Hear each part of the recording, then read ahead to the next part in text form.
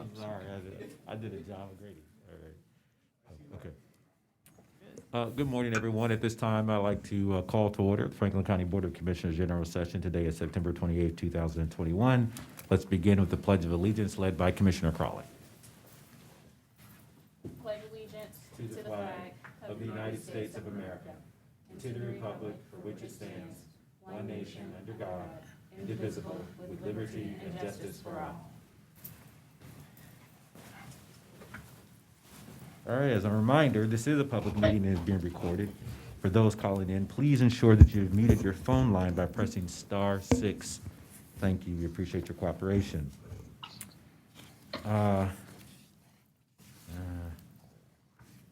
Before we get started, I'm going to wait for Commissioner O'Grady to get here. So let's go with let me stick to the agenda, Mr. Clerk. We're very excited to be partnering this morning with NBC4 on, I don't see, am I reading the wrong, what's going on? It's happening this afternoon, It's Commissioner. yes. Okay, okay, all right. We're very excited to be partnering this afternoon with NBC4 on the Eviction Information Phone Bank. Channel 4 will be focusing a lot of their news programming to the issues surrounding eviction tonight from 4 to 7:30 p.m. Anyone who is struggling to pay their rent or facing eviction should watch NBC4 and call in during the news this evening to be directed to the resources and information about rental assistance, tenant rights, landlord and tenant rights, and much more. So tune into that from 4 to 7:30 tonight. Let me just add too that, I think over the last year and a half, all of us have tried to really figure out how to navigate the pandemic. And for some of us, it has really caused some challenges for us to meet our basic needs like rent or mortgage or utilities or even food in many cases. But know that there are resources available. And I just want to encourage those of you who are listening, if you're still having challenges, don't hesitate to call our Jobs and Family Services department and see where we might be able to help. I don't know that we can answer every problem and solve every issue and challenge, but we do our best to try and support you. And in the pandemic environment, one thing I know for sure is that we're all in this together, and we're only as strong as the most vulnerable amongst us. And this type of investment, this type of resource is something that really allows us as a community to work through the pandemic. And so I hope that you'll tune in. That was the cue up. Ken's over there scratching and mixing on the eviction. He's like, eviction, rental. So nice little mix up there, sir. The point though is that we do want to encourage.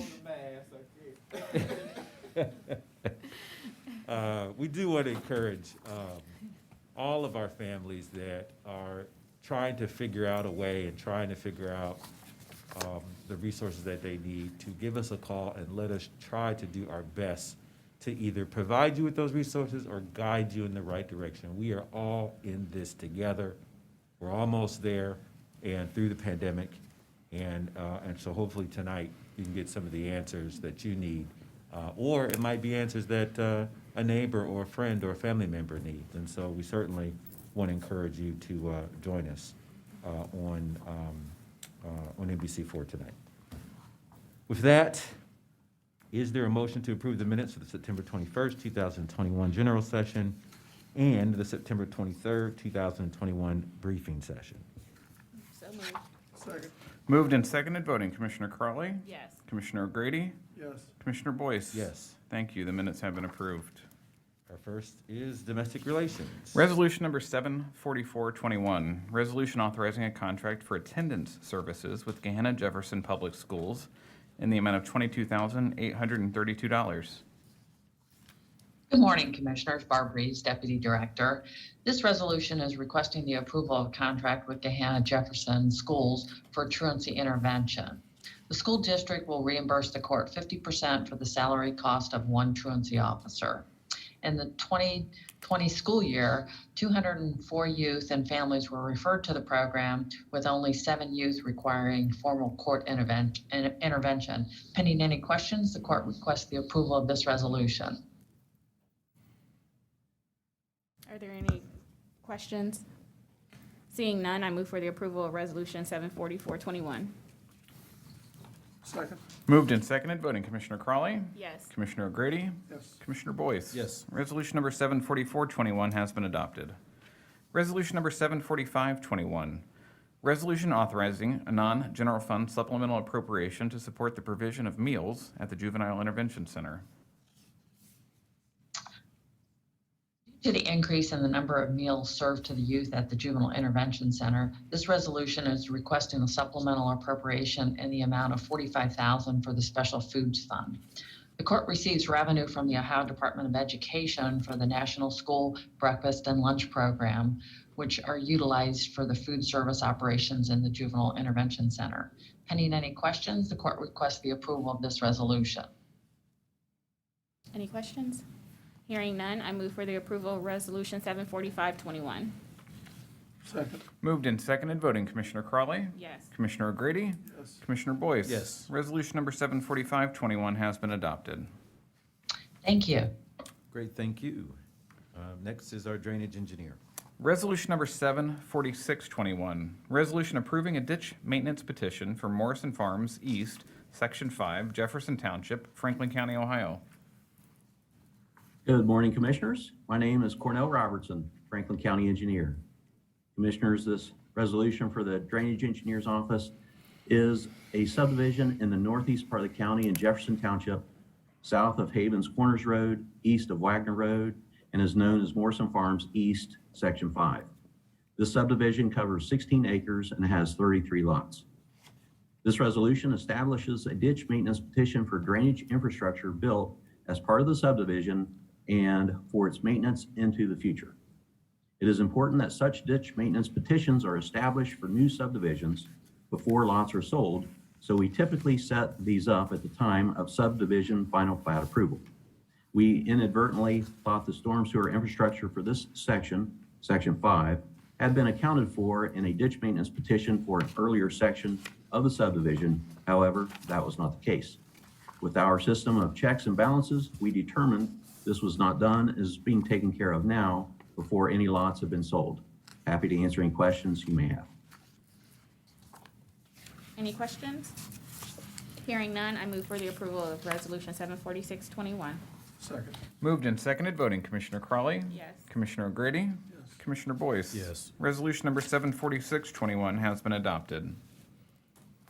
Thank you. Next is the engineer. We have a public hearing. Can the clerk please read the public hearing notice? Resolution regarding a final hearing for establishing, altering, and widening of Commerce Street, Valse Road, County Road number 233 from Lockbourne Road, County Road number 13 to Canal Road, Township Road number 247, Hamilton Township, Franklin County, Ohio. At this time, I'd like to open up the public hearing for this resolution. Is there anyone here in the audience today who would like to speak on this public hearing? We have no speaker slips, so seeing that there are none, I would like to close the public hearing and have the clerk read the resolution into the record. Resolution number 74721, final hearing for establishing, altering, and widening of Commerce Street, Valse Road, County Road number 233 from Lockbourne Road, County Road number 13 to Canal Road, Township Road number 247, Hamilton Township, Franklin County, Ohio. This capital improvement project is in the southeast part of the county in Hamilton Township and the village of Lockbourne, where Commerce Street goes under a Norfolk Southern Railroad bridge and a separate CSX railroad bridge between Lockbourne Road and Canal Road. With this resolution, I'm asking you to approve and sign the right-of-way plan so we can begin the right-of-way acquisition process. Not already, I will see that the title sheet is delivered to the clerk for you all to sign. Pending any questions, I request your approval. Any questions, comments? Hearing none, I move for the approval of Resolution 74721. Second. Moved and seconded, voting Commissioner Crawley, Yes. Commissioner O'Grady, Yes. Commissioner Boyce. Yes. Resolution number 74721 has been adopted. Resolution number 74821, Resolution awarding contract and approving contract bond to Strouser Paving Company Incorporated for the private water service plan for the Franklin County Engineers East Maintenance Facility in the amount of $167,489.80. Commissioners, the Engineers East Maintenance Facility is located at 4801 Hendron Road in Groveport. The facility currently receives water from a private well. This resolution is a construction contract award to install a water line to serve the facility with public water. We held a competitive bid on September 7th, had one bidder, Strouser Paving Company, and their bid is acceptable. This is a locally funded project, therefore the Engineers Equitable Business Enterprise Program has been implemented with an aspirational goal of 3%. Strouser will utilize John K. Lerner and MU Trucking as EVE subcontractors and expects the actual EVE percentage for the project to be 6%. I respectfully request your approval of this resolution. Any questions? No. Hearing none, I move for the approval of Resolution 74821. Second. Moved and seconded, voting Commissioner Crawley, Yes. Commissioner O'Grady, Yes. Commissioner Boyce. Yes. Resolution number 74821 has been adopted.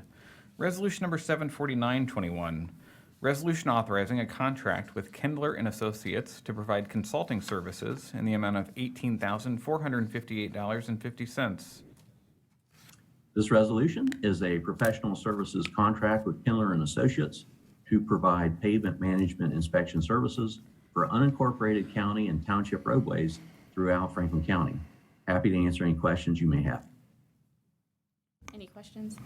Hearing none, I move for the approval of Resolution 74921. Second. Moved and seconded, voting Commissioner Crawley, Yes. Commissioner O'Grady, Yes. Commissioner Boyce. Yes. Resolution number 74921 has been adopted. Resolution number 75021, resolution authorizing the execution of a lease agreement with option to purchase with the Grandview Crossing Community Authority for a portion of the premises known as 970 Dublin Road. Commissioners, as stated, this resolution authorizes your board to enter into a lease agreement with the Grandview Crossing Community Authority for just over 5 acres of the northern portion of the property at 970 Dublin Road with an option to purchase. 970 Dublin Road is the location of the engineer's main headquarters, and the said 5 acres is no longer needed for public use. The Grandview Crossing Community Authority has expressed an interest in leasing with an option to purchase this tract, and the county has determined that it is in the best interest to enter into such a lease agreement. We've worked closely with Administrator Wilson on this agreement and appreciate his help. Pending any questions, I request your approval. Any questions? Hearing none, I move for the approval of Resolution 75021. Second. Moved and seconded, voting Commissioner Crawley, Yes. Commissioner O'Grady, Yes. Commissioner Boyce. Yes. Resolution number 75021 has been adopted. Resolution number 75121, report first of the Franklin County Engineer establishing sums of compensation for a portion of the owners of property abutting Hilliard and Road, County Road number 3, Beacon Hill Road, and Hillbrook Drive, Prairie Township, Franklin County, Ohio, in the amount of $2,000. Commissioners, this intersection improvement is in the west part of the county in Prairie Township at the intersection of Hilliard and Rome Road, Beacon Hill Road, and Hillbrook Drive. This project is an intersection safety improvement to build a new traffic signal. This resolution is the first report for right-of-way acquisition and includes one property. The appraisal was based on fair market value, and we coordinated with the prosecutor's office. I respectfully request your approval of this resolution. Any questions? All right. Hearing none, I move for the approval of Resolution 75121. Second. Moved and seconded, voting Commissioner Crawley, Yes. Commissioner O'Grady, Yes. Commissioner Boyce. Yes. Resolution number 75121 has been adopted. Resolution number 75221, report first of the Franklin County Engineer establishing sums of compensation for a portion of the owners of property abutting Lockbourne Road, County Road number 13 at London Groveport Road, State Route 317, Hamilton Township, Franklin County, Ohio, in the amount of $1,100. This capital improvement project is in the southeast part of the county in Hamilton Township at the intersection of Lockbourne Road and State Route 317. It is a cooperative project to build a roundabout with funding from Franklin County, Ohio Department of Transportation, and the Franklin County Transportation Improvement District. This resolution is the first report for right-of-way acquisition and includes one property. The appraisal was based on fair market value, and we coordinated with the prosecutor's office.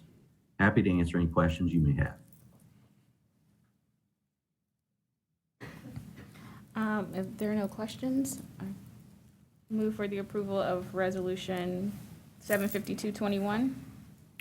Or are we on 754? Second. 753, sorry. Nope, you had it right. 52. You had it right Oh, the first time, Commissioner. 75221, thank you. Moved and seconded voting. Commissioner Crawley, Yes. Commissioner O'Grady, Yes. Commissioner Boyce. Yes. Resolution number 75221 has been adopted. Resolution number 75321, Report 7th of the Franklin County Engineer establishing sums of compensation and damages for a portion of the owners of property abutting the Elliott Road and Hayden Run Road Drainage Improvement Project, Brown Township and Washington Township, Franklin County, Ohio, in the amount of $78,298.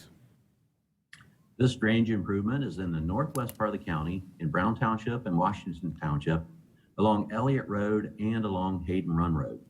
The project will reconstruct Joseph Carr Ditch by repairing and replacing drainage tile, some of which is 100 years old. It will also upgrade roadway drainage with recreated roadside ditches and new roadway drainage crossings. This resolution is the 7th report for right-of-way acquisition and includes 5 property owners with whom we were unable to reach an agreement. Therefore, we have worked with the prosecutor's office and recommend that the individual amounts of fair market value be deposited with the Clerk of Common Pleas Court to allow construction to start as we continue our negotiations. Pending any questions, I request your approval. Are there any questions? Hearing none, I move for the approval of Resolution 75321. Second. Moved and seconded voting. Commissioner Crawley, Yes. Commissioner O'Grady, Yes. Commissioner Boyce. Yes. Resolution number 75321 has been adopted.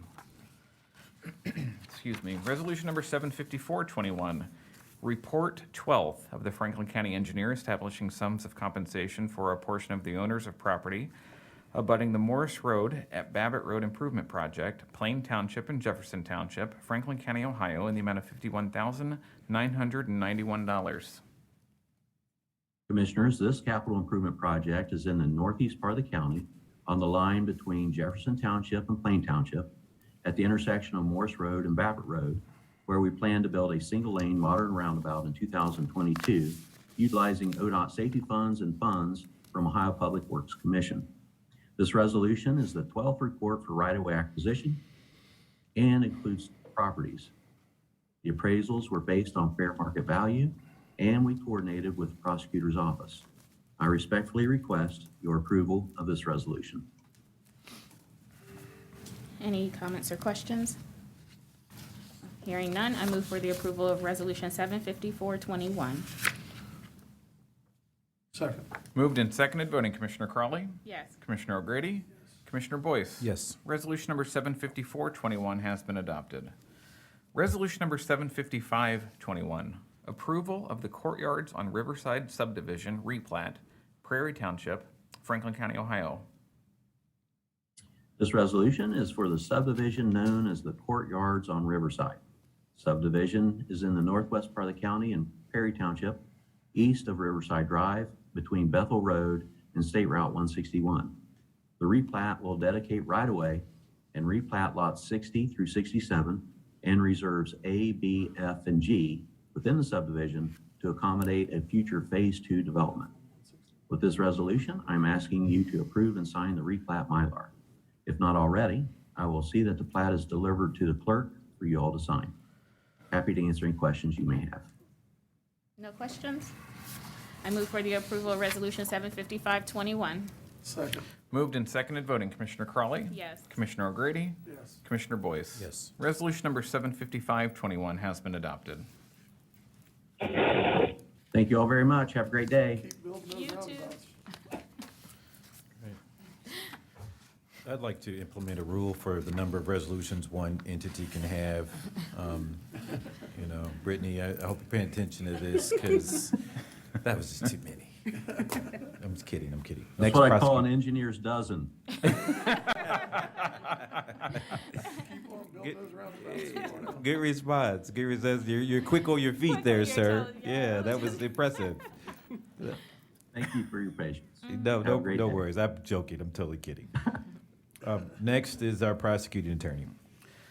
Resolution number 75621, resolution authorizing the county administrator to execute a settlement and release agreement for the settlement of an Equal Employment Opportunity Commission charge, being EEOC charge number 532-2020-02839, and authorizing the county administrator to take authorizing the county administrator to take additional actions necessary to effectuate the settlement. Good morning, Commissioners. My name is Teresa Dean from the Prosecuting Attorney's Office. This resolution will resolve Sergeant Stacy Griffith's charge of discrimination filed with the Equal Employment Opportunity Commission against the Franklin County Sheriff's Office and Franklin County. The charge alleges that the FCSO and its employees discriminated against Sergeant Griffith through retaliation, and the EEOC charge generally precedes litigation for a claim of discrimination in violation of Title VII of the Civil Rights Act and the Ohio laws against discrimination. As part of the settlement, Sergeant Griffith has agreed to retire from her position with the Sheriff's Office, to withdraw her EEOC charge against the Sheriff's Office in Franklin County, and to release any and all known or unknown claims that she may have. The resolution authorizes the settlement of Sergeant Griffith's claims in the amount of $100,000, and pending any questions, the Prosecutor's Office respectfully requests your approval of this resolution. Any questions? All right, seeing none, I move for the approval of Resolution 75621. Second. Moved and seconded voting, Commissioner Crawley, Yes. Commissioner O'Grady, Yes. Commissioner Boyce. Yes. Resolution number 75621 has been adopted. Next is the Sheriff's Office. Resolution number 75721, resolution authorizing a contract with Franklin County Children's Services for police protection at its office locations within Franklin County in the amount of $1,445,000. Good morning, Commissioners. Dave Masterson, Director of Administrative Services for Sheriff Dallas Baldwin.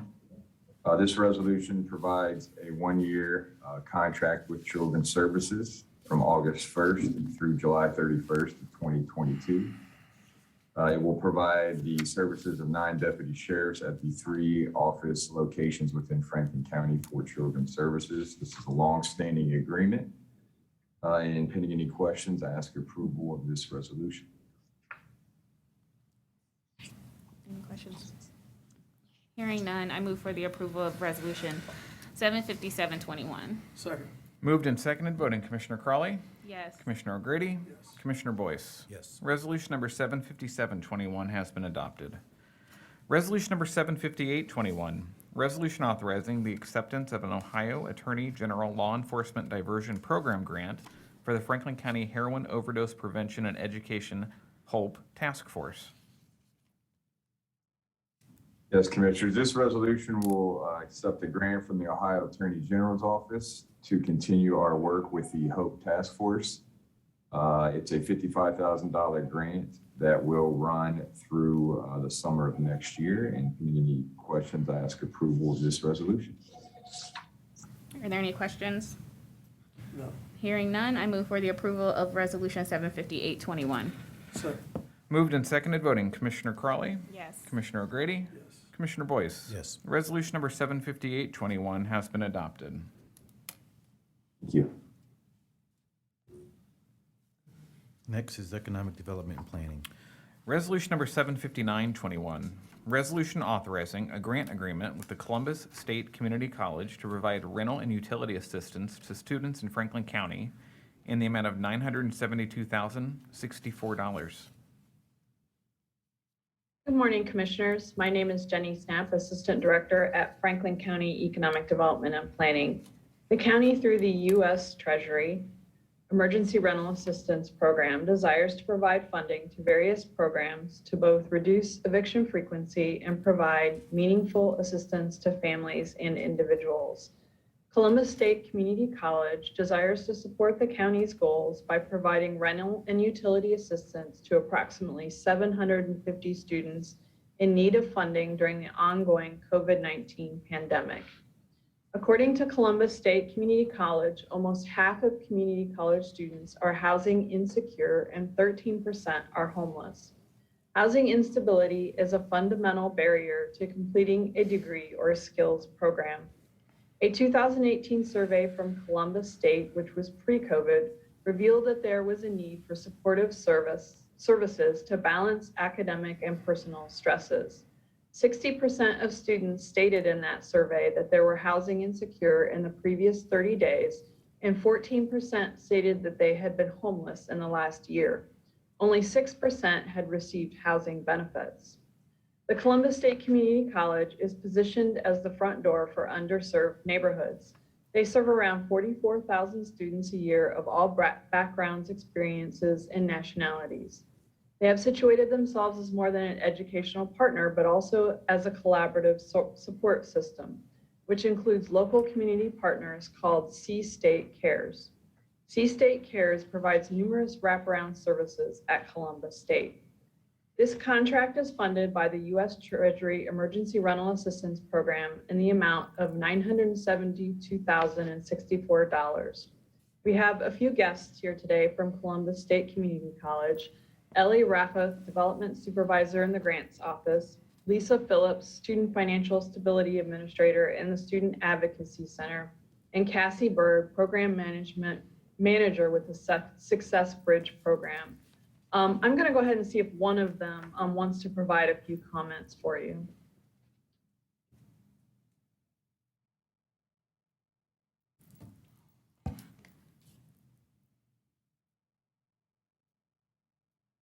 I'm going to go ahead and turn it over. There you go, Lisa. Good morning, Commissioners. I'm Dr. Lisa Phillips. I'm the Administrator for Student Advocacy and Financial Stability at Columbus State Community College. In our area, we work providing support for our students around the areas of essential needs. During this pandemic, we've also been the agency at Columbus State that has administrated the HERF funds, the Higher Education Economic Relief Funds, that support students in completing their degrees and certificates as they navigate this current pandemic. One of the questions that we asked in the application for those funds related directly to housing. And we asked the question, did students need assistance with housing utilities? And also, were students at the risk for homelessness? In our spring semester of spring 2021, we had 3,022 students apply for assistance through HERF. Of that number, 2,425 indicated a need for housing assistance, housing or utilities assistance. In the summer term, we had 1,969 students apply for assistance, indicating a need for housing or utilities assistance. In the summer, we added the question, were you at risk of homelessness? Of the 1,996 students, we had 316 students indicate that they were at risk of homelessness. We continue to ask this question, and while I don't have our current number for fall terms, we do know that this continues to be a problem for our students and are providing the support through the HERF and will provide support through this Emergency Rental Assistance Program. On that note, Commissioners, we respectfully request your approval of this resolution. Yeah, I have a question. So, I mean, I think those are some interesting statistics. I think it was Lisa Phillips. Was that the right name? Yep, Ms. Phillips. Yes, sir. Dr. Phillips. Was Dr. Phillips? I want to make sure I'm getting that right. It is Dr. Phillips. Okay, Dr. Phillips, what else do you do with the students in terms of rental assistance? I mean, it's one thing to say, you need some help, here's some support, but then there's other elements that go with that keep them on track to matriculation at the institution. So can you talk a little bit about the other support services that you all provide them with to sort of leverage these resources and make sure those students are successful? Certainly. We have quite a few levels of support services on campus. So we have our counseling center that provides counseling and mental health services. Through our partnership with the Mid-Ohio Food Collective, we have the Mid-Ohio Market that provides food support. We obviously have tutoring support to help students continue towards the completion of their degrees or certificates. And we've also implemented some financial literacy training programs, and we continue to build those programs.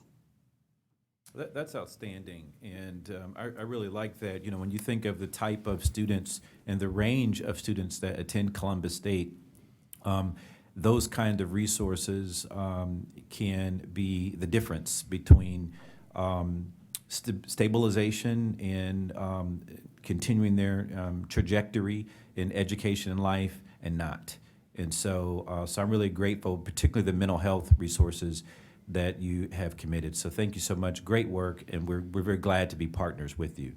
Our Deputy Administrator, Joy Bivens, is texting us from, I think she's in Cincinnati, is that right? Yeah. And she wanted to just add that we'll be establishing educational stabilization support case managers to Columbus State before the end of the year.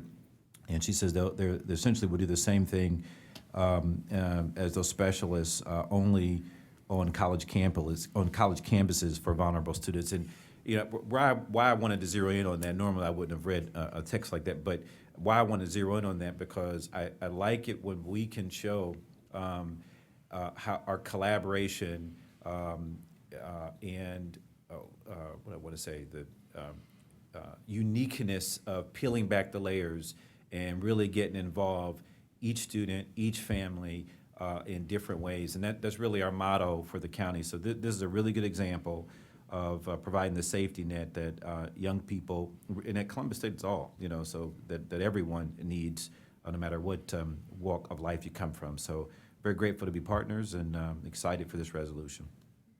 So, Dr. Phillips, you know, I think this is tremendous stuff. I mean, this is really great work, and I know that our folks at EDP and our folks at JFS have worked hard to be able to make sure that we're putting these dollars out there. But I'm kind of channeling a former colleague here when I asked the question. You know, we're putting almost $1 million into this effort, but you know, and I just, you know, I guess I want to ask the question: Are we also then doing anything on the backside of this to, you know, to look at a measurement of sorts to see if to track any of this, to see if there's going to be any, you know, or what the because we assume there's going to be some obviously we assume there's going to be some very positive impact to these dollars. How could there not be? But are we doing anything to track that so that as we put this money in and we know we're doing great work to help these students, simply to take a look and say, you know, what's that effect going to be? Because you know, it's a great effort here, and it would be wonderful on the back end to be able to say, look what's been accomplished with these dollars. So I'm just curious about that. Yes, we've had an ongoing assessment program of all of our funds, and we'll continue to do this. So we track our students and we look at it, tracking retention and completion of their degrees or certificates. So obviously we've been doing these emergency funds with the HERF only for the past year. So we'll continue to look at those each term and each year to see where our students are doing. It allows us then to develop other programs or to find where we need to give them assistance and support. The programs continue to develop, and we'll do some long-term tracking to see what are the longer implications of being able to support our students in their financial stability as they continue through their degrees and certificates. That's fantastic. I only asked the question in that as we look at it, you know, again, maybe in another round, if there's, you know, if we can see the positive impact and where these dollars go, you know, looking at future, where we may want to do it again or maybe tweak it in the future. My only question is for the students that are being supported through this program who may be veterans. Do you have a veterans liaison that's part of this program or that you all work with at Columbus State for the students specifically who have expressed a need services that are veterans? We do have a few departments on our campus that work directly with our students who are veterans, and we do work closely to make sure they know the information about the programs and services that we provide, and then check with them if there's any concerns. As we're kind of navigating different challenges with students, we're in close contact with our Department of Veteran Services. Okay, thank you. Any additional questions? All right, with that, I move for the approval of Resolution 75921. Second. Moved and seconded, voting Commissioner Crawley. Yes. Commissioner O'Grady. Yes. Commissioner Boyce. Yes. Resolution number 75921 has been adopted. Thank you, Commissioners. Thank you. Next is Jobs and Family Services. Resolution number 76021, resolution approving COVID-19 recovery grants and TANF subaward amendments with the Columbus Urban League and Impact Community Action for workforce training programs, an increase of $3,200,000. Good morning, Commissioners. Vivian Turner, Assistant Director, Department of Job and Family Services. The Columbus Urban League will continue to partner with the Columbus and Central Ohio Building and Construction Trades Council to oversee a 12-week pre-apprenticeship program which blends soft skills with trade-specific training. Over the last grant period, CUL in the trades enrolled 63 participants in that training program. 31 of the trainees have already graduated, with two-thirds of them are employed, earning an average wage of $23 an hour. Another 28 are on track to graduate next Wednesday, bringing the total graduation rate for the past year up to 94%, surpassing our historic numbers. Under this agreement, the partners will expand and enroll 90 residents over the next year. All Building Future and Driving Futures participants receive approximately 240 hours of training in addition to case management services and a weekly stipend through a 12-week training period. The Impact Community Action will continue its partnership with the Capital Transportation to offer commercial driver's license training and employment opportunities for unemployed and underemployed Franklin County residents or individuals returning to the community from incarceration. The program consists of 1 week of soft skills training, followed by 4 weeks of CDL-specific training. Under the previous agreement, the partners plan to enroll 75 individuals into the program, which prepares them to pass the state national licensure exam and helps place them into employment opportunities. We are pleased to report that they surpassed their initial enrollment goal, graduating 86, all of whom have gained employment, earning an average salary of $50,000 annually. And due to high demand, they will look to expand to train 225 residents over the course of the next year. This resolution supports goal number 3 of the Rise Together Blueprint. And we are pleased to have Dorsey Hager, Stephanie Hightower, and Leland Bass join us this morning to answer any questions you have regarding the Building and Driving Futures program, as well as Richard Crockett and Bo Chilton for the Roads to Work workforce training program. And pending any questions, we request your approval of this resolution.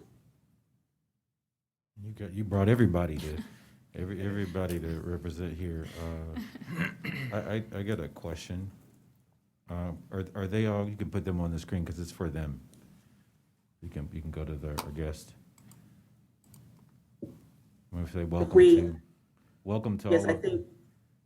I think they all are here, Yeah, Commissioner. Yeah, I see them all now. I could see them all. One, let me just say welcome to all of you because you really are partners in delivering what I think is core services and resources to our community. And you can't see it now, but you are undergirding what I think is an explosion of growth in Central Ohio in a way that you just don't see the results immediately. I mean, we're seeing graduates and we see folks getting jobs, but the real truth in your work will be reflected 5 and 10 years from now, and that's the really beauty of the work that you all do, because you are, I've said this before, that the best social service is a good paying job, and that's what you're providing, and you just can't beat that kind of resource.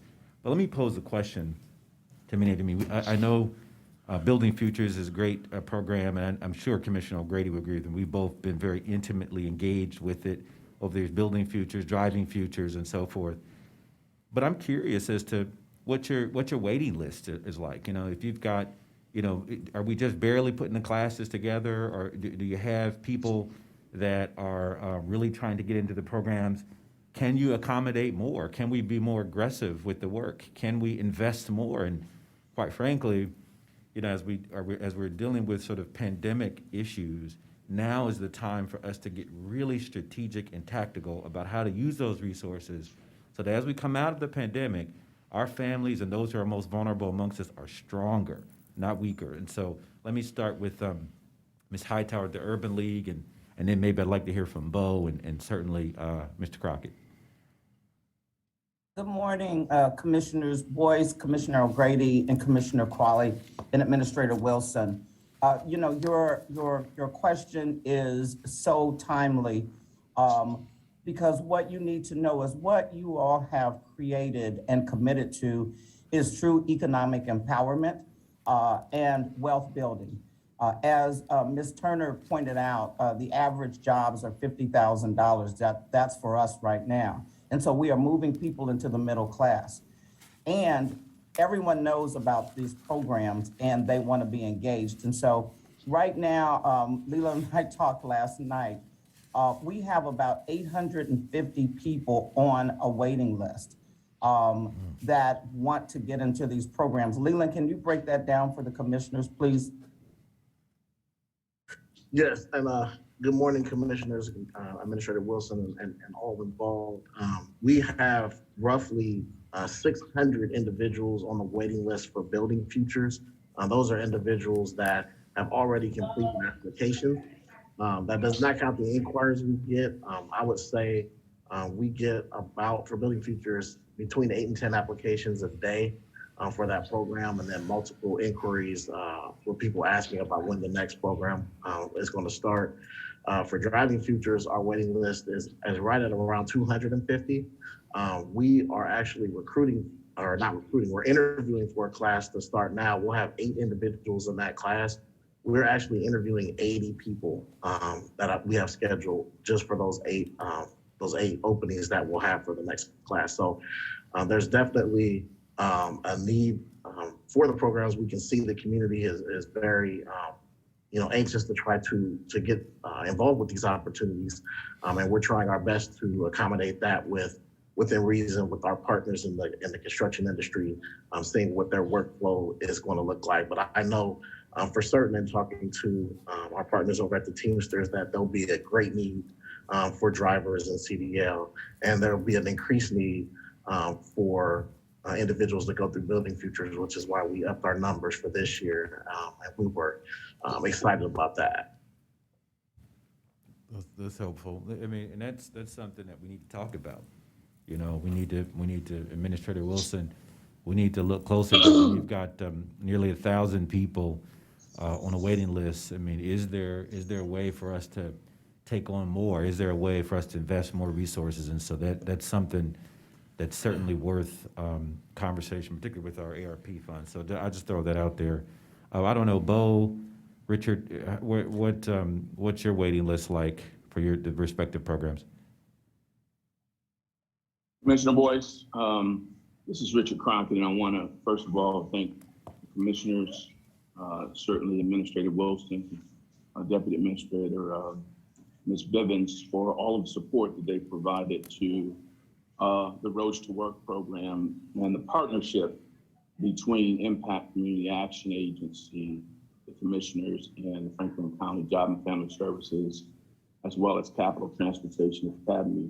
Through the Roads to Work program, we average typically around anywhere from 100 to 150 inquiries a month, and probably have at least a couple hundred people on a waiting list waiting to participate in the Roads to Work program.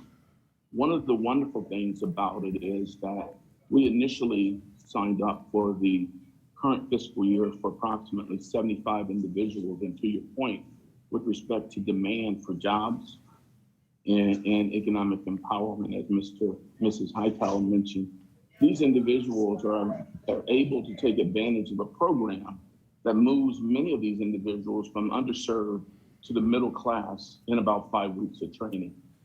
And so one of the things that happened this year is we were able to have certified through CDL and placed on jobs the 75 individuals who have been funded through the commissioner's program back in October 1st, we were able to complete their programs by mid-May.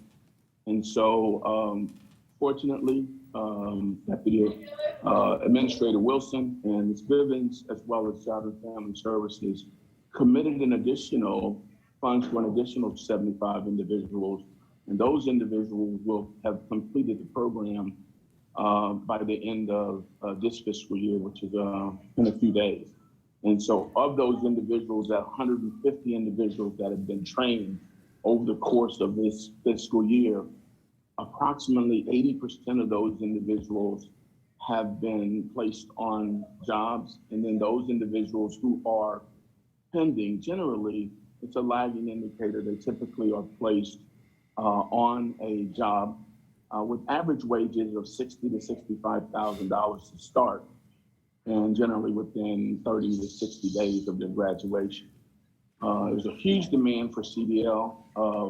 The Ohio Trucking Association is anticipating a need for over 200,000 individuals for CDL jobs over the next decade. And so we believe this is a in-demand profession that provides opportunities for underserved, unemployed, and individuals returning from incarceration to truly be able to be part of the middle class with livable wages, with benefits in a very short period of time. And our partner, Community Action, Impact Community Action Agency, has done a wonderful job in the support services that they provide to these individuals that provide barriers that keeps them from being successful, oftentimes with transportation, childcare, and some of those other things that I'll let Bo speak to.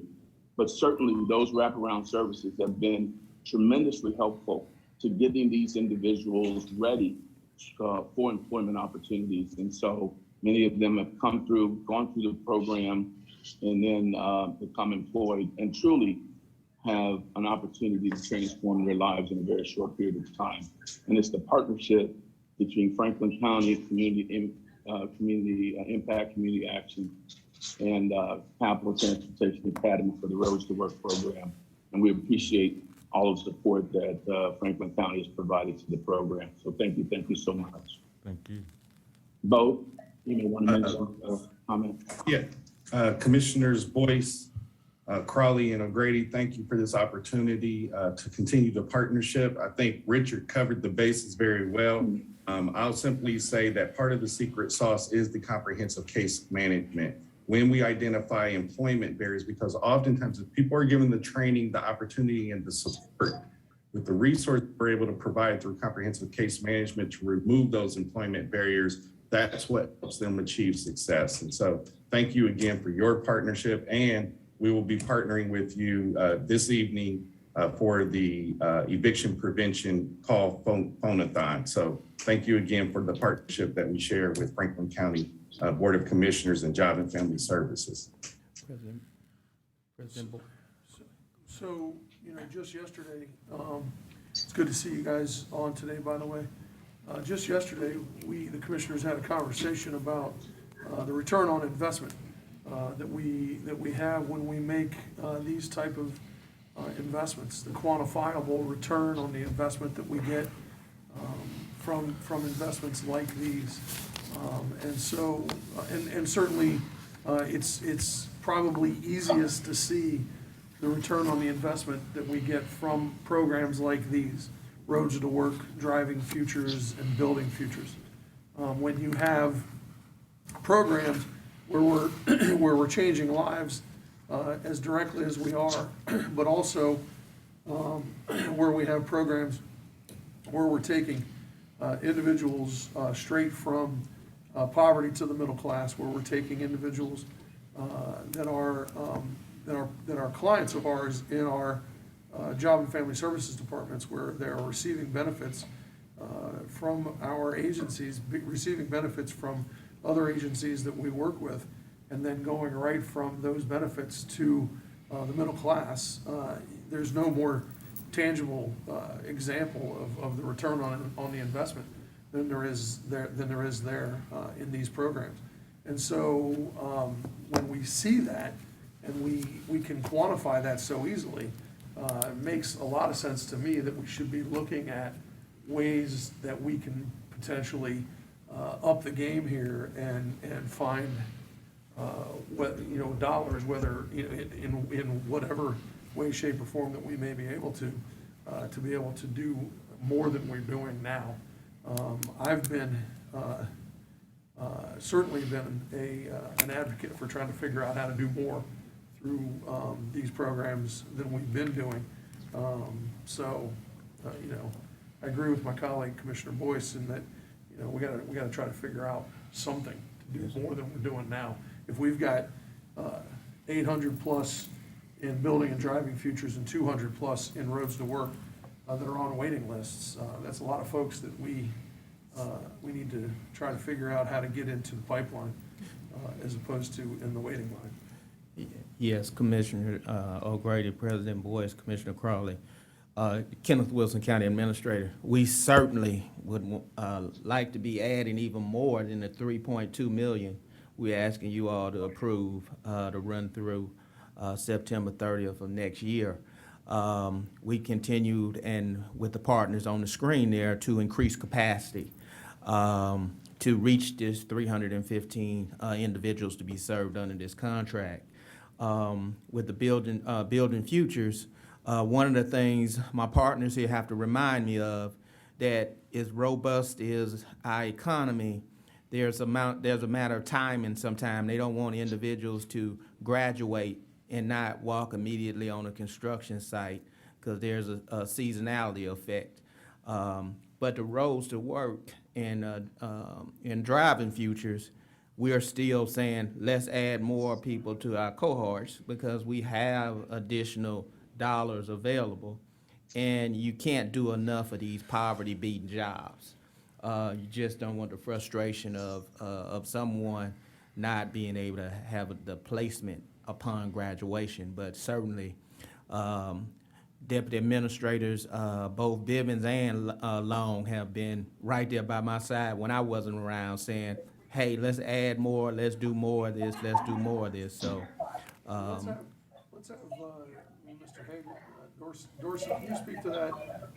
Because I every time I speak to folks in the building trades, the leaders in the building trades over the last couple of months, and I ask them how business is, every one of them tells me they could put more people to work, and most of them tell me they could put lots more people to work today if they had the bodies.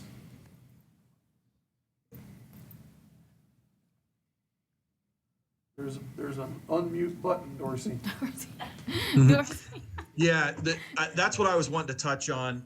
Everybody on here has touched on the number of people on the wait list, the things that we're doing with wraparound services and everything else. And I think that you just hit on it, and I think Director Wilson hit on it too. The reason why these programs are successful is because there's opportunities out there, and that's what we have to be cognitive of. Somebody cold called me yesterday and wanted to do a marketing campaign for building futures and driving futures. And I said, no, thanks, we're good. And they said, well, how can you not be marketing this? And I go, we have 800 people on the wait list. I think people know about the program. If you want to do some marketing for us, market with everybody outside of who does business with the county. That's who needs to be marketed to. Talk about the importance of paying a living wage. Talk about the importance of health care. Talk about the importance of pension and annuity. Because if we have these programs and we place people with employers who don't pay a living wage or offer the basic human decency of health care, then we're just perpetuating poverty, and we're not fixing the situation. So that's where we're really cognizant of this. And these are the conversations that I have. I met with two very large employers yesterday. One's building a very large building downtown. Another one has a very large project just outside of the county. But those are the things that we stress to them. And I know the county does a tremendous job of doing work with great community partners and great corporate citizens. And I hope that that rubs off on some other people in the public sector and a lot of other people in the private sector, because that's the only way that we're going to really cut in to this issue of poverty and this problem. And last but not least, I just wanted to say, for anybody who's interested in reading more about the program, for anybody who's applying, You can go to our website, columbusconstruction.org. All the information is there, the flyers there, the contact information is there. You can also follow us on Facebook and Twitter at Build Central OH to learn more about the programs as well. And I just want to thank the county commissioners, the Urban League, and for all their hard work and their partnership. And let's keep this train moving forward, and let's keep doing what we do. I would just add, I appreciate those comments, Dorsey, about applying pressure to private organizations as well as public to pay living wages and offer health care and just do what's right for people who would be working for them. So thank you for that. And thank you to everyone on here that has been working with Building Futures and Driving Futures and Roads to Work. I think it's a great a path out of poverty, obviously, and moving up the economic mobility ladder. But I also want to underscore, and to Dorsey's point about, perpetuating poverty. And so some people aren't able to get, great opportunities. And so that pushes them into entrepreneurship. So people who are leaving these programs, some of them go on to be entrepreneurs and start their own businesses. And we know that small businesses is the backbone of our economy. And so just appreciate all the work that you all are doing. I have one question for Mr. Bass, and if you said it, I missed it, and I apologize. I know you all have a lot of people on the waiting list, and you've been talking about increasing the number of participants in each cohort. Can you tell me going forward what has been the average number and what you're looking to have in a class or in a cohort? Yes, ma'am, Commissioner Crowley. So we typically try to be at 20 to 25 individuals in the Building Futures cohorts. We have been very mindful of that number due to COVID and being able to maintain our face-to-face presence because our training is definitely hands-on. So throughout COVID, we've tried to kind of stay to the low end of 20 to 22 on that so that we can social distance. And for our Driving Futures classes, we typically go between 8 and 10 individuals, and that is at the request of our partner to keep their class sizes reasonable so that everyone gets enough time on the road and in the trucks. And we've had a lot of success with that. As far as now, we've had 100% of our participants that have been able to pass their CDL licensing test and go to work. Thank you. Any additional comments or questions? No, we'll, Deputy Administrator, Kenneth Wilson, County Administrator, I just want to state that with the partners here, we will continue to look at ways to increase capacity and wherever possible, have people be able to go from training into jobs. We hear you. We adding 3.2 million a day.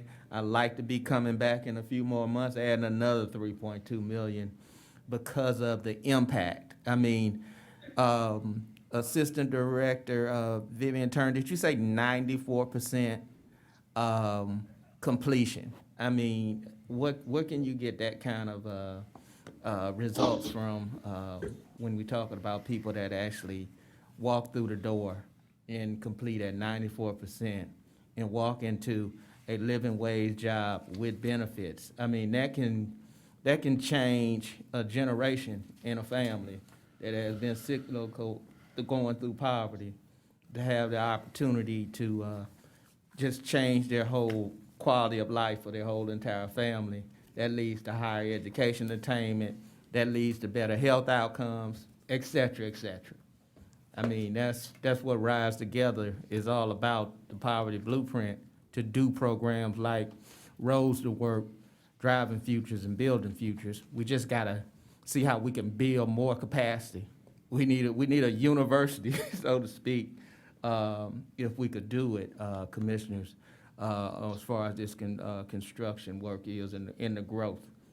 Central Ohio, I heard the statistic that 90% of the state's growth is occurring in the one Columbus region. And with that, we should have every part of the county here benefit from that type of growth. 90% of the state's growth is in the one Columbus region, state. I mean, that's significant.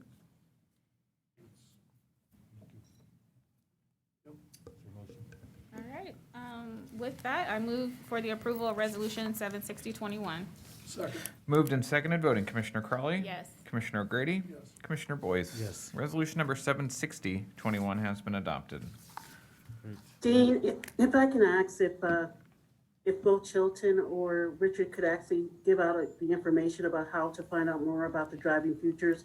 I know that Dorsey shared that with the viewers, but if you guys could share how someone would get in touch or find out more about Roads to Work. This is Richard Crockett, and I'd want to say we have kind of a twofold means of doing that. Certainly, Impact Community Action Agency typically does the pre-qualification for any individual who will qualify for the program. And so certainly I'll let Bo give out that information. However, any individual who might be interested in the program can come directly to Capital Transportation Academy, and they will be provided the information related to participating in the program. And so certainly Capital Transportation Academy information is, the phone number is 614-258-0400. And it's the email address is CTA, the number 4, the numerical 4, CDL.com. If you want to go online and take a look at more information. So I'll let Bo give out his information. Bo? Yep, thank you. And certainly we take referrals from multiple sources, including referrals from Richard. However, to be enrolled in this specific program, they will need to go through our intake process. They can reach us at 614-252-2799. That number again, 614-252-2799. You can find out more information about this program on the website at www.impactca.org. Thank you. Thank you both. Thank you, Dean. Thanks. Thanks, everyone.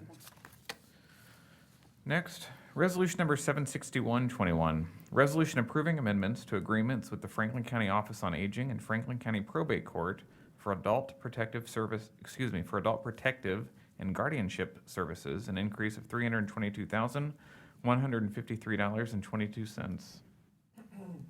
Commissioners, the Ohio Revised Code designates county departments of Job and Family Services responsible for providing protective services for elderly adults who have been abused, neglected, or exploited. The Ohio Revised Code permits us to designate another agency to administer these APS services, and we have contracted annually with the Franklin County Office on Aging to do so since 1999. The Office on Aging has served over 1,000 seniors in need of APS so far this year, and this amendment will provide additional funding to continue offering those services through the end of 2021. Our agency is also responsible for administering the Title 20 block grant funds locally via contracting for necessary services. This includes working with the Probate Court and the Public Guardianship Board to fund oversight and other protective services for elderly adults who require court-appointed guardians. The board serves adults ages 60 and up who are referred to the court for adult protective services by the Franklin County Office on Aging. Under this amendment, the court-appointed social workers will provide direct assistance to upward of 60 APS-referred seniors through September of 2022, ensuring they receive the services they need and are treated with the respect and dignity they deserve. Pending any questions, I request your approval. Any questions? Seeing none, I move for the approval of Resolution 76121. Second. Moved and seconded, voting Commissioner Crawley. Yes. Commissioner O'Grady. Yes. Resolution number 76121 has been adopted. Thank you and have a wonderful Tuesday. Thank you, Vivian. On to Public Facilities Management. Pardon me, Commissioner. Resolution number 76221, resolution authorizing an agreement with AVI Food Systems Incorporated to provide vending services at various Franklin County facilities. Good morning, Commissioners. Darla Reardon, Director, Public Facilities Management. This resolution authorizes an agreement with AVI Food Systems, Inc. to provide vending services at various county facilities. The term of the agreement shall be through February 5th, 2023. AVI will continue to sell snacks, food products, and cold and hot beverages in vending machines as approved by the county. The vending services will be provided by AVI Food Systems at no cost to the county.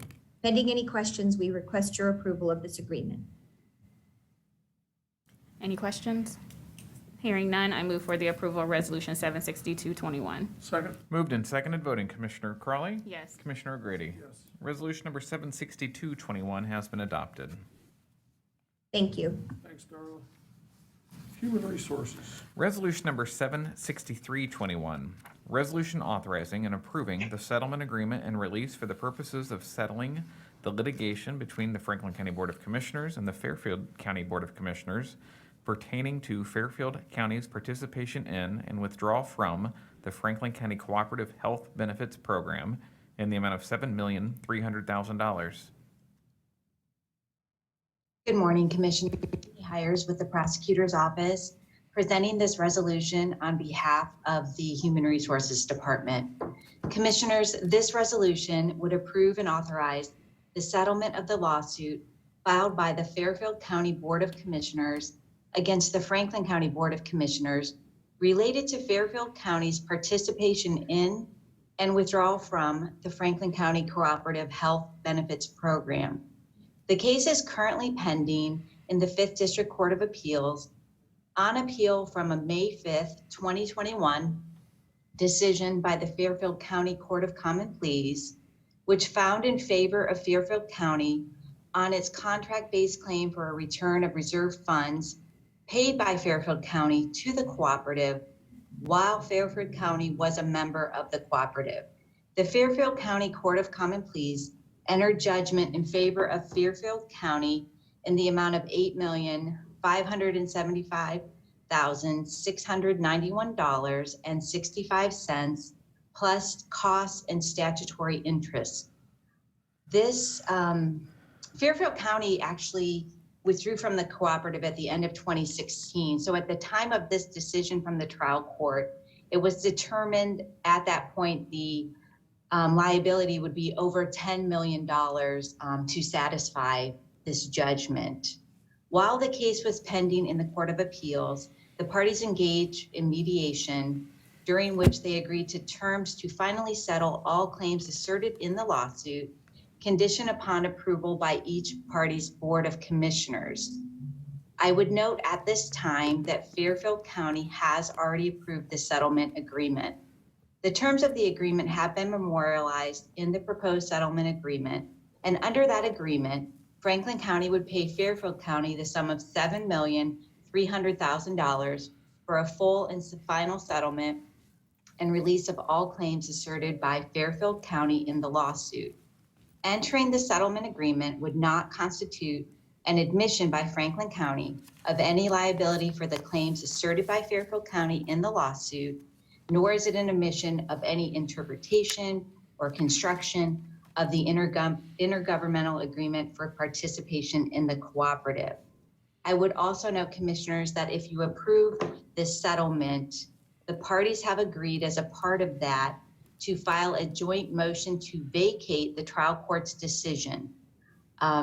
If the trial court grants that motion, which we expect the trial court to do because it will be joint by both the parties, the decision of the trial court will have no future force or effect. It will be vacated.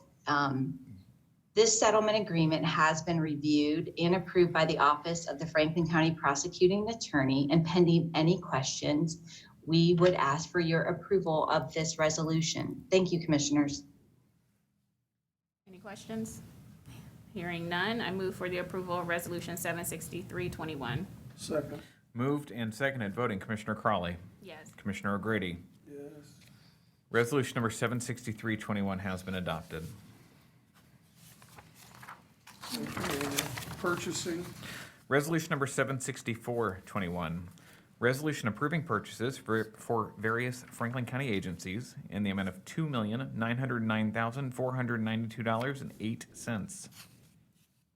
Good morning, Commissioners. Megan Perry Balanier, Director of Purchasing, presenting with Marlise Ryan, Economic Equity Administrator in the Office of Diversity, Equity, and Inclusion. Commissioners, this resolution requests your approval of 113 purchase orders for which the county auditor has pre-certified available funding. Marlise will also provide the SCBE PO data. Good morning, Marlise. Good morning. Thank you, Megan, and good morning, Commissioners. This week we have for your approval 10 out of 15 eligible purchase orders that are being presented to award to 7 women business enterprise, 1 minority business enterprise, and 2 small and emerging business enterprise, totaling $76,054, which equates to 67% of the eligible PO value and 40% of the eligible PO dollar value.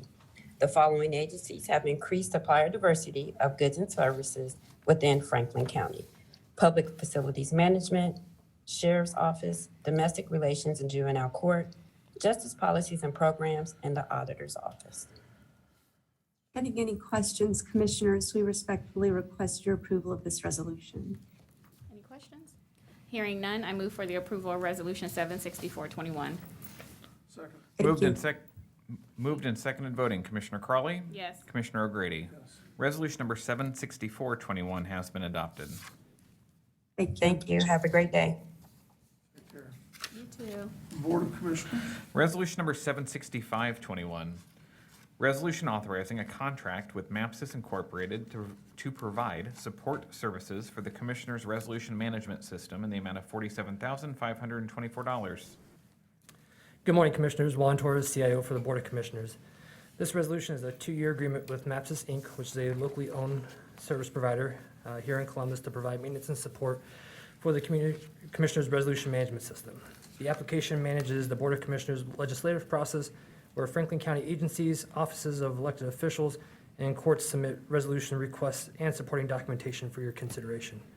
Pending any questions, we request your approval.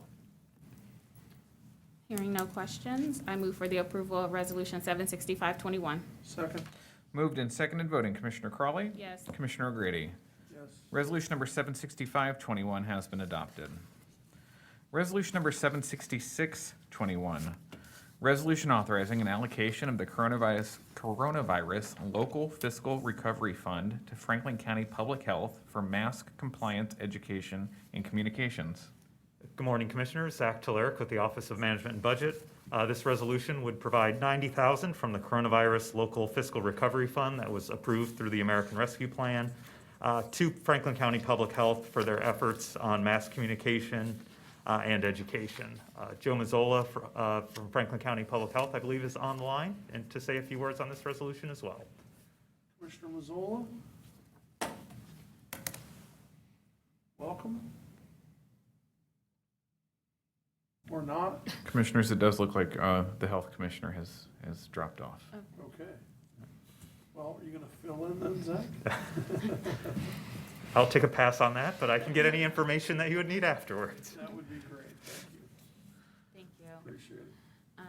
Well, if there are no questions, I move for the approval of Resolution 76621. Second. Moved and seconded voting. Commissioner Crawley? Yes. Commissioner O'Grady? Yes. Resolution number 76621 has been adopted. Thank you. All right. Do we have, Clerk in the line, do we have any journalization? Commissioner, we have one this morning. Commissioner Crawley has completed her review and assignment of committee assignments for 2021. And with that, I will issue an updated list of the Board of Commissioners committee assignments to all interested parties, and a copy of said notice will be filed with today's meeting minutes. You mean you're not going to read it? I am not. Okay. If it pleases the Yeah, it does commissioner. very much please the commissioners There we if you go. did not read it this morning. Thank you very much. All right. Do we have any media on the line with any questions this morning? I missed that. None from me today. Thank you. Thanks, Mark. All right, so before we're finished with our meeting this morning, this will be the very last Board of Commissioners meeting for our current clerk, Mr. Hendon Lang. And so I would like to take a moment, and I've been asked by President Boyce to send along his considered thoughts and opinions on the tenure of Clerk Hendon Lang over the last, how many years have you been here now? Just over 2, sir. A little over 2 years now. We have had, since I've been a county commissioner for the last almost 13 years, we have had, I believe, 5 clerks in 13 years. And so I watched the progression of this position. And in the last 2 years, since Dean has been the clerk, this position has grown and changed and evolved much more rapidly than it did at any time during the previous 11 years that I was here. Dean has evolved this position far greater and far beyond anybody's expectation. Part of that, I believe, due out of necessity due to COVID. But it's been pretty amazing to watch what you've done with this position. And beyond that, he's done it with a personality and a personal touch and a personal conviction to the job, and just to getting to know the people around the Board of Commissioners and the staff and around Franklin County. That's been pretty amazing. And he's become a friend to everybody in the last couple of years. And so from Commissioner Boyce, who had to leave very unexpectedly here in the last 15 minutes, for myself, I'm going to allow Commissioner Crowley to speak for herself, even though she's only been here briefly. I know she's got some thoughts and opinions on her time with you as well. But you have been pretty much, one, a force of nature, but two, you've become a very good friend in the last few years. And we are sorry to see you go. We are glad for you in this new endeavor and new position that you're going to be undertaking. Even if you do have to travel to that state up north for that. So congratulations to you. We will miss you. Thank you, Commissioner, very much.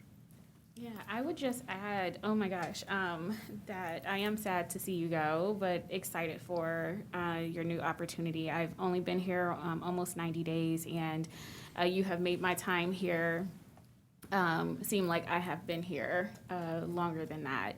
You have welcomed me with open arms and have really been great in assisting me with appointments for the boards and commissions, and your personality and spirit has just been amazing and phenomenal. And I wish you nothing but the best. I wish we had an opportunity to work together longer, but know that I will be supporting you and would love to continue to have a connection to you even in your next role, because you are just that great. And thank you always for having my coffee ready, which you don't have to do, but you do, and you make it's perfect every time. And so that is something you didn't have to do, and you do it to make my life easier when I come in here. And so for that, I am truly, truly grateful, and congratulations again. Thank you very much, Commissioner. Do you have anything you would like to say? And I want you, after you're done, I'm gonna give you the duty and the honor of introducing the person to your right. Thank you, Commissioner. I just very briefly want to thank Commissioners Brown, O'Grady, Boyce, Tyler Lee, and Commissioner Crawley for always welcoming me into your offices and your lives, which was sometimes intrusive, and it happened frequently, and I appreciate you indulging me. And to Administrator Wilson and Deputies Administrators Long, Janice, and Bivens, thank you for your leadership. My time with the county has been remarkable, and you are correct, Commissioner O'Grady. COVID has undoubtedly changed this position, and out of necessity, I believe that it is now something that requires the right person at the right time. And I know that with the clerk's staff, who have continued to support me over the last 2 years, and with our new incoming clerk, the commissioners will be very well taken care of. So thank you. My wife will miss you as well. Well, Can we also acknowledge that, Dean, was it yesterday you defended your dissertation? Last week. Last Commissioner. week? Yes. Oh ma'am. my gosh. So congratulations on that. We Thank can't leave you. that out. That's amazing. Thank you. It is actually Dr. Hindenling now, but Okay, Dr. Hindenling. for today, it's Clerk Hindenling. And nonetheless, if I may. Dr. Hinderling. If I may, I just want to be very brief.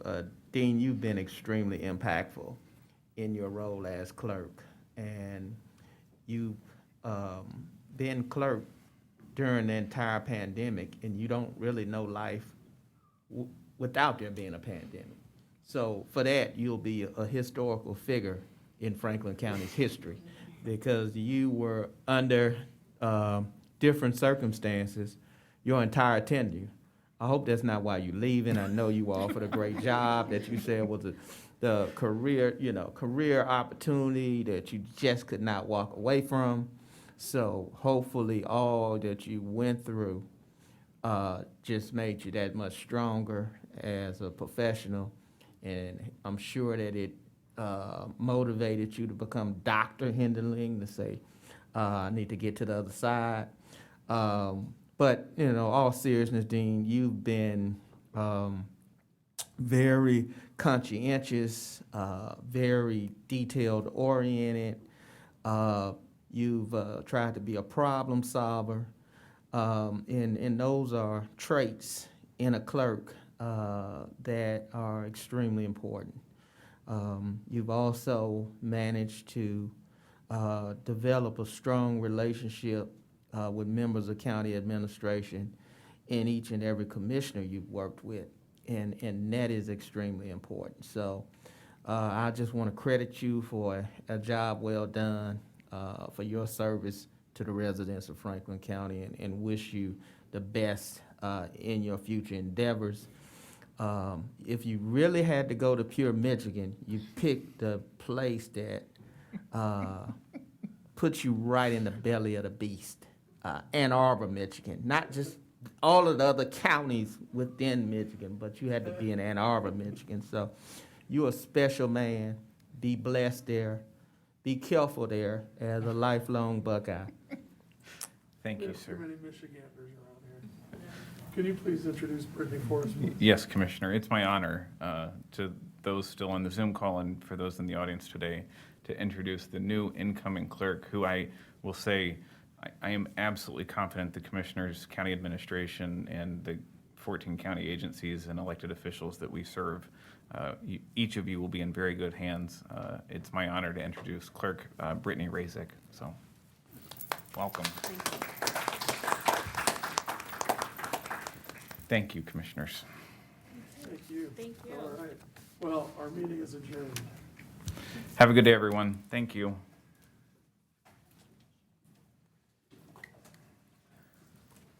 Are you going up?